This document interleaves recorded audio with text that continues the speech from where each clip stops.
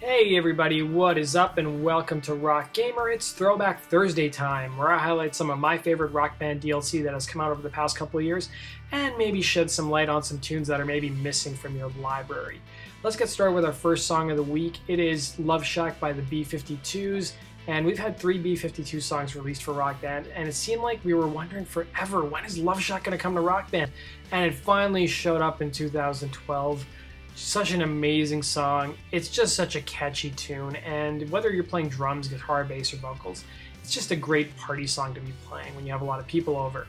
Now, the drums are probably not the most exciting instrument out of all the instruments. It's a pretty standard rock beat you're playing. You've got some fast sections as well as some open hi-hat to play, but for the most part you're playing the same thing. But this song is just so damn catchy that I didn't care. I had so much fun playing the drums anyways. The guitar is decent. It's pretty chord heavy.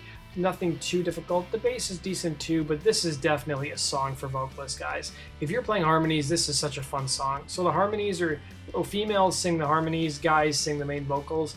It is just such an amazing song.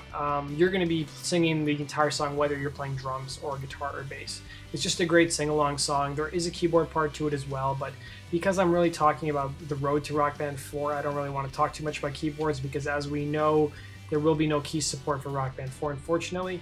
But let's go on to our next song of the week. This next song is from a band we've seen in both Guitar Hero and Rock Band. We've had quite a few songs of theirs released in Rock Band, and frankly, I'd love to see more of their tunes. This is the band Jimmy Eat World with the song Bleed American. This is definitely a favorite song for me if you're a drummer. You play a pretty standard rock beat, but then there's some really fun, quick, open hi-hat and snare notes thrown in. And it's, a lot of crash to be playing too. If you do play pro drums and you love hitting the cymbals, you'll be going back and forth between blue crash and green crash.